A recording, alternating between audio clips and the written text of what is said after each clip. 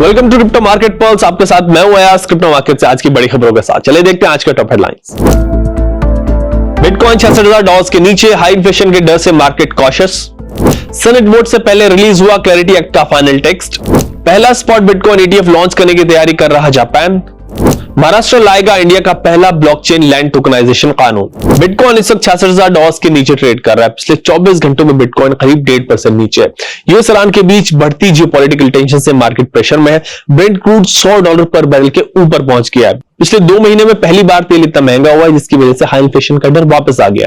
Traders expect कर रहे हैं कि फेड इंटरेस्ट रेट्स बढ़ा सकता है और वो रेट हाइक की 40% प्रोबेबिलिटी प्राइस इन कर रहे हैं।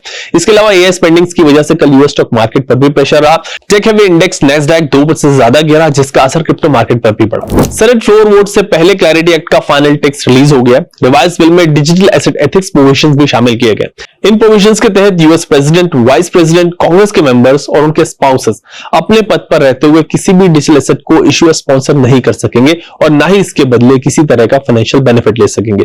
ये प्रोविजंस कॉन्फ्लिक्ट ऑफ इंटरेस्ट को रोकने और क्रिप्टो सेक्टर में ट्रांसपेरेंसी बढ़ाने के लिए इस बिल में शामिल किए गए। जापान अपना पहला स्पॉट बिटकॉइन ETF लॉन्च करने की तैयारी कर रहा है। इसके लिए वहां की financial services agency investment fund rules में बदलाव करने जा रही है, जिसे 2028 तक स्पॉट बिटकॉइन ETF का रास्ता खुल सकता है। जापान ने इसी महीने एक बिल पास किया, जिसके बाद क्रिप्टो को वहां पे फाइनेंशियल एसेट का दर्जा दिया गया है। महाराष्ट्र इंडिया का पहला blockchain based land tokenization law deal type लाने की तैयारी कर रहा है। इस लॉ का मकसद प्रॉपर्टी ओनरशिप को डिजिटाइज करना और लैंड की फ्रैक्शनल ओनरशिप और ट्रांसफर को मुमकिन बनाना है।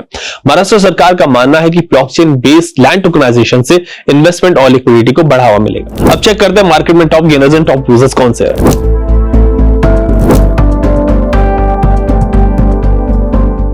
अब बाहर है रेजिस्टेंस सपोर्ट लेवल्स की। बिटकॉइन का रेजिस्टेंस लेवल है $66,000 से $67,000 के बीच। सपोर्ट जोन है $63,500 से $64,300 के बीच। इथेरियम का रेजिस्टेंस जोन है $1,900 से $1,930 के बीच। सपोर्ट जोन है $1,825 से $1,855 के बीच।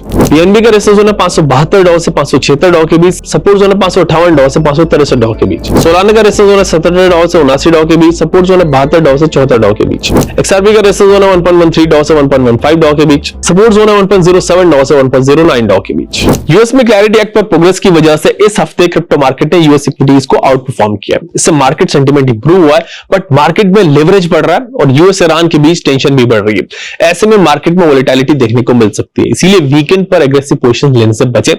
सोशल मीडिया पर मिले किसी भी टिप के बेसिस पर इन्वेस्टमेंट ना करें। क्रिप्टो में अपने रिस्क एपेटाइट के हिसाब से इन्वेस्ट करें। और अगर क्रिप्टो से जुड़ा आपका कोई सवाल है तो हेल्पलाइन नंबर पर कॉल करें।